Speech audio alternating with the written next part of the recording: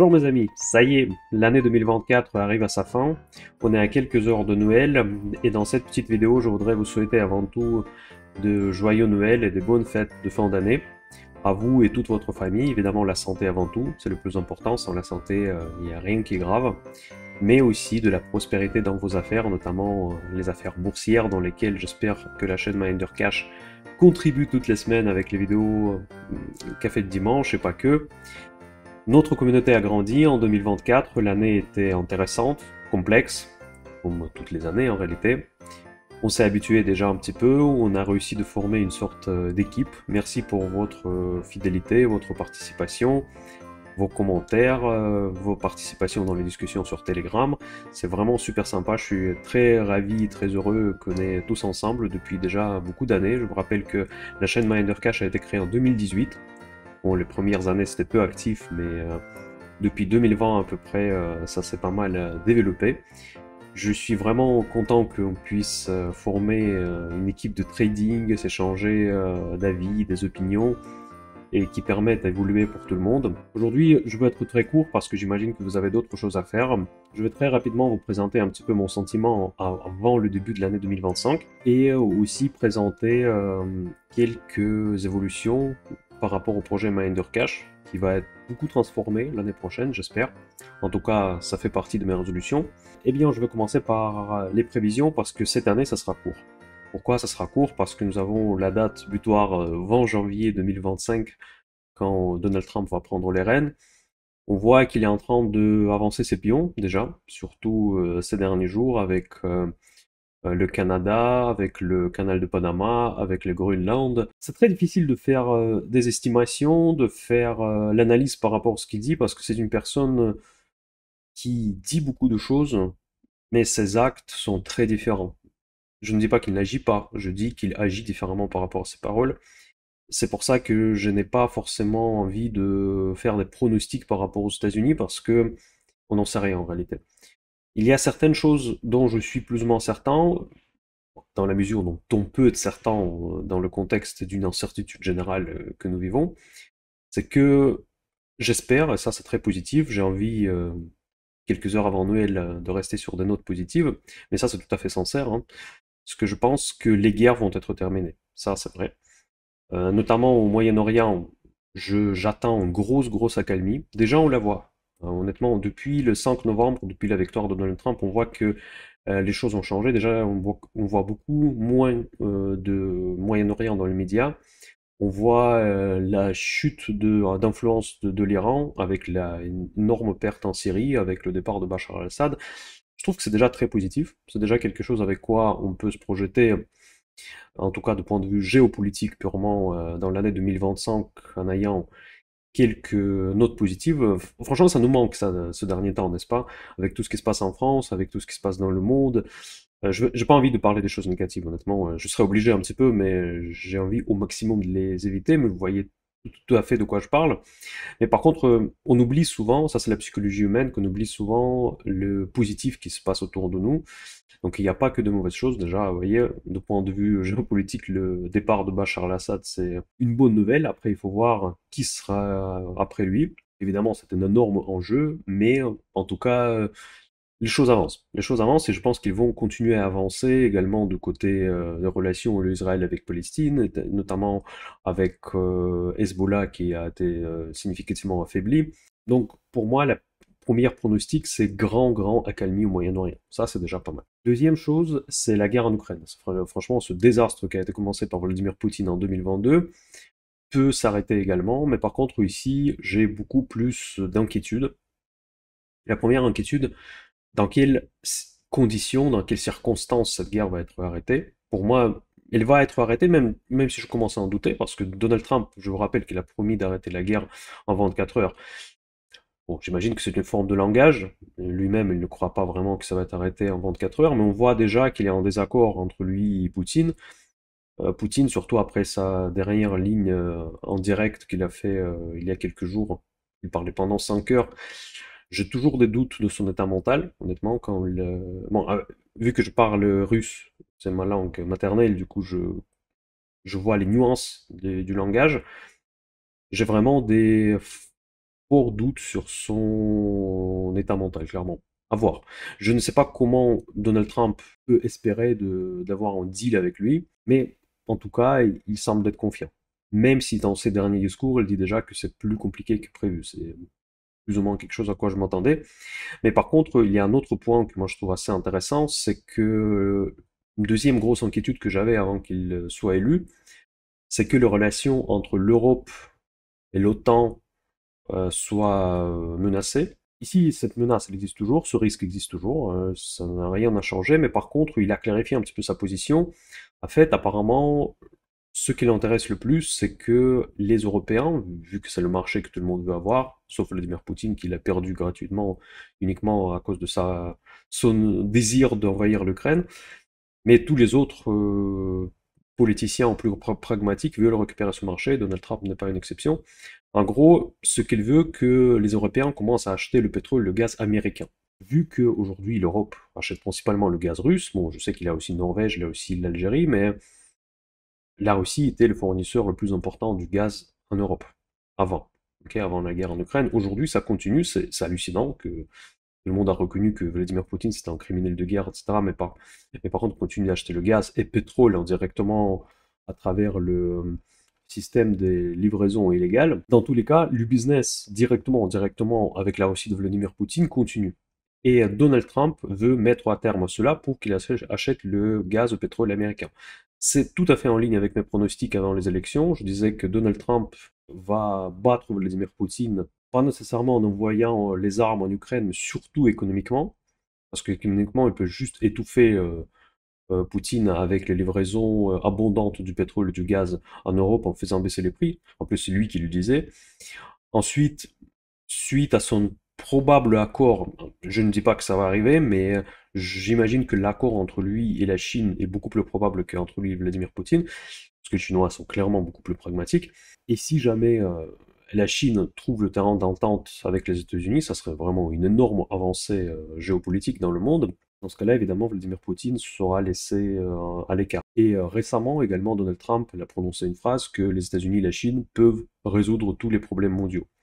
Bon, comme toujours, elle est populiste, mais dans son populisme, il y a quand même une note de vérité, c'est que je pense aussi, effectivement, que si vous réunissez l'influence de la Chine sur le monde émergent et l'influence des États-Unis sur le monde développé, on peut résoudre, je sais pas si toutes ou pas toutes, mais en tout cas, les plus grands problèmes de monde dans lequel nous vivons.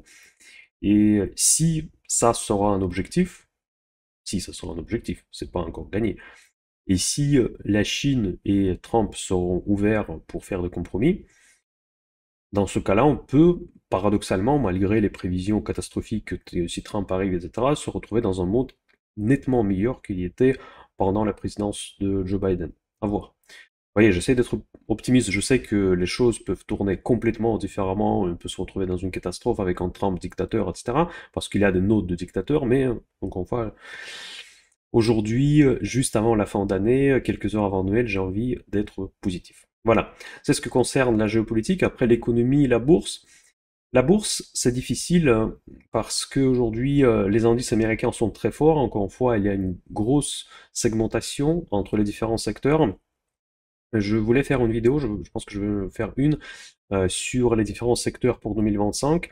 Je vais me concentrer sur les ETF et comment y investir et quels sont les secteurs qui vont être probablement les plus intéressants à regarder l'année prochaine. Et très probablement, je vais publier ces vidéos en janvier parce que je pense que vous avez, encore une fois, c'est les fêtes, vous n'avez pas envie de passer toutes les fêtes en regardant les vidéos de bourse. Eh bien, je pense que l'année prochaine, paradoxalement, sera l'année inflationniste. Et je suis un peu contrarié à nouveau par rapport au consensus. Le consensus dit encore une fois qu'il y aura des baisses des taux, des baisses des taux. Je pense qu'il y aura des baisses des taux, mais peut-être encore deux, maximum trois, et encore trois, je doute. Parce que la politique de Donald Trump me paraît très inflationniste, même si on parle des tarifs. Si on parle de croissance, il va forcer peut-être la Fed de baisser les taux. C'est pour ça que je pense qu'il y aura peut-être même jusqu'à 3 de baisse des taux, ce que je trouve déjà beaucoup dans les conditions actuelles, où l'économie américaine il est en surchauffe, il y a un chômage qui est très bas, la croissance est là, c'est très différent par rapport à l'Europe. Mais Donald Trump, vu qu'on a déjà à quoi comparer, il a déjà été président pendant 4 ans, il va pousser Jerome Powell, d'ailleurs qui est une personne nommée par lui-même, donc c'est Donald Trump qui a nommé Jerome Powell, pour ceux qui ne se souviennent pas, je rappelle. Et à l'époque, il mettait également la pression sur lui pour baisser les taux afin de stimuler l'économie. Je ne vois pas pourquoi il ferait différemment, sachant qu'il y a aussi Musk qui l'influence énormément. Pour moi, il va rester plus ou moins sur cette politique ultra-capitaliste. Vous voyez quelle est la différence entre la politique européenne, notamment française, et par rapport aux États-Unis, c'est que la extrême droite, parce que Donald Trump elle est considéré comme faisant partie de l'extrême droite des États-Unis, est différente par rapport à l'extrême droite européenne. C'est que Donald Trump, ok, il est nationaliste, tout ce que vous voulez, isolationniste, on peut même dire parfois, mais il est capitaliste. Le problème de la extrême, le problème, selon moi, c'est le problème peut-être d'autres qui ont un autre point de vue que moi, c'est que la extrême droite européenne et française, ils ne sont pas capitalistes. Les deux sont populistes, mais je préfère le populiste capitaliste que le populiste anticapitaliste. Je pense que la politique de Donald Trump, effectivement, peut créer, j'ai pas envie de dire un miracle économique aux États-Unis, mais un énorme coup de boost. Et très rapide. Parce qu'ils ont les moyens. Franchement, ils ont beaucoup de spécialistes, ils ont beaucoup de moyens à délivrer, ils ont la devise qui est très forte, ils ont une capacité d'imprimer cette devise autant qu'ils veulent et sans créer de l'inflation. On en a déjà parlé dans mes vidéos. Tout cela crée des conditions extraordinairement avantageuses pour la première économie mondiale. Les États-Unis restent pas toujours au jour actuel la première économie mondiale et donner des avantages gigantesques par rapport à l'Europe. Je pense que l'année prochaine, malheureusement pour nous, qui sont majoritairement en France, que l'écart économique entre l'Europe et les États-Unis va creuser. On va encore revivre toutes ces histoires de déflation en Europe, cette morosité, bureaucratie, parce que l'Europe, le problème, on n'a pas de chemin malheureusement. On n'a pas de chemin d'amélioration, et cette histoire avec l'Union Européenne, attention, je ne suis pas du tout eurosceptique, je vous dis ça en avance, parce que je trouvais que l'idée initiale était très bonne, mais par contre, la façon comment ça a été implémenté, je n'aime pas forcément beaucoup. Aujourd'hui, on se retrouve dans une situation qu'on n'est ni un seul pays des États de l'Europe, comme c'était le projet initialement, ni les pays indépendants. Et du coup, ça fait un petit peu un cercle vicieux parce que on ne peut pas mener notre politique indépendante parce qu'on est quand même dépendant de la Commission européenne, du Parlement européen, de toutes les institutions bruxelloises et strasbourgeoises. Et en même temps, on a des avantages d'être unis, d'avoir un marché unique. Et évidemment, c'est un gros avantage, mais nous n'avons pas d'une posture politique commune. On l'a très bien vu avec toutes ces histoires autour de Mercosur, où il n'y a pas d'unité, chaque pays a ses intérêts, chacun tire la couverture sur soi-même. On ne fonctionne pas comme un seul pays. On ne fonctionne pas comme une union. Il y a trop de divergences d'avis, il y a trop de divergences économiques. C'est très difficile de maintenir la même politique monétaire, même au sein de tous ces pays de la zone euro. Bref, pour moi, aujourd'hui, nous vivons clairement une crise institutionnelle, non seulement en France, mais aussi dans l'Union européenne en général. Parce que chaque pays, il a ses intérêts, et donc, quelque part, la bonne solution, parce que Mercosur, pour certains pays, c'est une bonne solution, pour d'autres pas. Comment on trouve un accord dans cette situation-là? Juste que cette histoire, elle a fait beaucoup de bruit, parce que c'est un accord, quand même, qui influence les filières, notamment la filière agricole, qui sont déjà très sensibles en Europe, qui, au niveau de compétitivité, au niveau de prix, etc. Mais il y a d'autres sujets qui sont plus petits, moins importants, que n'entend pas parler, et qui font également toujours le débat quand les pays au sein de l'Union européenne ne sont pas d'accord. Donc naturellement, ça fait monter les extrêmes, et dans ce contexte, l'avenir de l'Union européenne même, pour moi, il n'est pas du tout clair, et je pense que ces problèmes vont faire surface en 2025. Donc malheureusement, je suis très négatif sur l'Europe en 2025, beaucoup plus négatif que sur les États-Unis. Boursièrement parlant, paradoxalement, je dirais que ce n'est pas nécessairement une chose qui va faire chuter les bourses. Oui, la politique, ok, la crise institutionnelle, mais pourquoi les bourses devraient chuter à cause de ça, je suis pas certain. Parce que si on se concentre sur des valeurs internationales, et la plupart des valeurs au sein du CAC 40 sont des valeurs internationales. Je vous rappelle que je crois que presque 80% du chiffre d'affaires des entreprises de CAC 40 se fait à l'étranger. Donc ces entreprises vont être plus sensibles à la commerce international, à la façon comment Donald Trump va établir ses relations avec ses partenaires et ses adversaires sur la scène internationale. Surtout ça qui va jouer le rôle important qui va influencer la situation économique, la situation boursière en 2025. Je crois que l'écart entre les valeurs tech et tout le reste de l'économie ne va pas s'effacer. Je ne vois toujours pas, et ça c'est vraiment choquant, la chute des valeurs tech, la correction sur les valeurs tech, parce que leurs ratios, leurs multiples, sont toujours pas chers malgré le cours de bourse. C'est pas le cas pour toutes les entreprises, mais les entreprises qui sont positionnées sur intelligence artificielle, dont le potentiel, on a toujours du mal à estimer, et il me paraît parfois presque limité, c'est compliqué à imaginer que ces valeurs devraient chuter. Imaginez par exemple Nvidia. Ok, Nvidia, peut-être on peut avoir encore un raisonnement qu'une fois que l'intelligence artificielle est roulée, ils auront moins besoin des cartes vidéo, les accélérateurs. Et encore, intelligence artificielle roulée, cela veut dire quoi? L'intelligence artificielle est en train de pénétrer dans tous les segments d'activité. Son rollout peut prendre des années, si ce n'est pas des décennies, ou bien ne pas devenir un processus permanent. Mais même si on parle en dehors de Nvidia, les entreprises qui sont positionnées, typiquement Microsoft, Google, etc., bon, les fameuses GAFAM toujours, ou Palantir par exemple, qui a fait des énormes progrès en bourse cette année, ces entreprises, elles ont encore beaucoup de potentiel, parce qu'ils vont tirer profit de l'intelligence artificielle pendant des longues années, et l'histoire ne fait que commencer. Et si ces valeurs chutent, dans ce cas-là, les multiples vont devenir juste du bargain, en fait. Ce sera les valeurs value presque. Vous voyez, c'est pour cette raison que je ne vois pas pourquoi ces valeurs devraient chuter.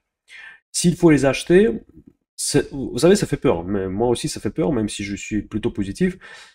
Parce que c'est vrai qu'on regarde le graphique, ça donne pas envie. Mais ça peut aussi stagner. Ça, je peux effectivement imaginer, surtout si la macro va commencer un petit peu à déraper. Et la macro peut commencer à déraper si jamais il y a une déception, que je vois comme très probable, sur les taux. Par exemple, si l'inflation repart à la hausse aux États-Unis, je peux l'imaginer très facilement, la Fed va changer la posture, déjà elle a plus ou moins fait en décembre, et dans ce cas-là, on peut vivre peut-être pas tellement une chute, mais une petite correction avec une stabilisation des cours dans les valeurs technologiques. En ce qui concerne l'Europe, et notamment la France, j'en ai déjà parlé assez, je pense que nous sommes dans la crise politique. Est-ce qu'elle va se transformer dans une crise économique et boursière? Je ne suis pas certain, pas du tout. On va glisser au contraire des États-Unis dans le monde plutôt inflationniste. La croissance n'est pas là. C'est pas le secteur géographique où il y a de la croissance en 2024 et il n'y aura pas en 2025 selon moi. Eh bien, on aura beaucoup d'opportunités, on en a déjà dans les valeurs value. Moi, je positionne actuellement dans mon GlobeMinder Cash Patrimoine sur des valeurs value. J'aime bien les dividendes, oui. Je suis un petit peu ancienne école peut-être, mais j'aime bien les dividendes parce que ça crée des revenus passifs pour moi, pour mon futur. Ça crée presque une deuxième salaire à côté. Si vous achetez des valeurs françaises, vous bénéficiez d'un contexte fiscal relativement intéressant, surtout si c'est acheté au sein de PEA ou bien assurance vie ou bien plein d'épargne retraite. Pensez à faire ça. Si vous n'avez pas encore plein d'épargne retraite, franchement, je vous conseille vivement de revoir votre setup patrimonial parce que c'est vraiment un dispositif extrêmement intéressant. Et quel que soit l'âge, mes amis, si vous êtes très jeune, vous pensez que c'est le vieux qui parle, non, regardez les conditions pour débloquer le PER. Par exemple, pour acheter votre résidence principale, c'est possible. Eh bien, je pense que c'est une très bonne idée. Voilà, en gros, ça c'est un point positif, si vous voulez, sur la bourse, sur l'économie, sur la géopolitique également. Pour résumer, je vois la croissance aux États-Unis toujours, surtout dans le segment intelligence artificielle. Je vois la décroissance ou bien la stagnation très forte en Europe et énormément d'opportunités sur les valeurs value à dividendes. Ils vont toujours fonctionner parce que généralement ce sont des entreprises internationale. De point de vue géopolitique, je vois déjà la fin des guerres, c'est déjà génial. J'espère que j'aurai raison sur ce point. Et en ce qui concerne la France, malheureusement, nous pouvons devenir un maillon faible de l'Union européenne en 2025 avec les histoires politiques. Juste la veille de Noël, nous avons eu le nouveau gouvernement. Est-ce qu'il va tenir ou pas? Je ne suis pas du tout certain.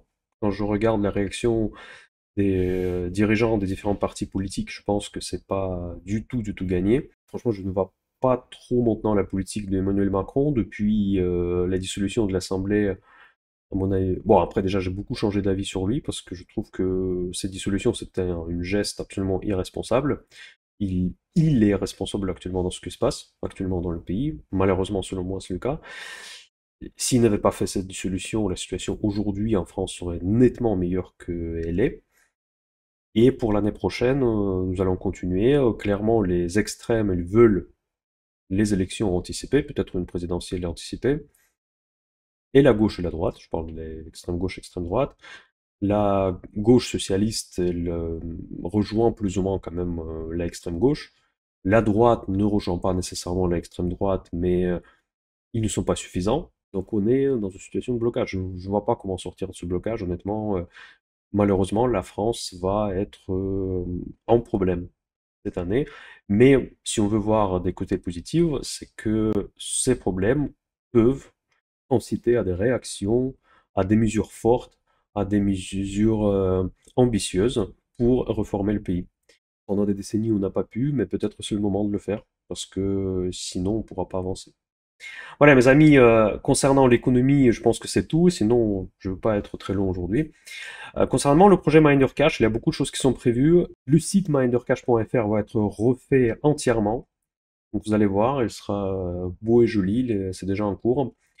L'année prochaine, il y aura une nouvelle formation que je vais lancer. Ça sera une formation sur l'analyse technique et sur la construction des systèmes de trading.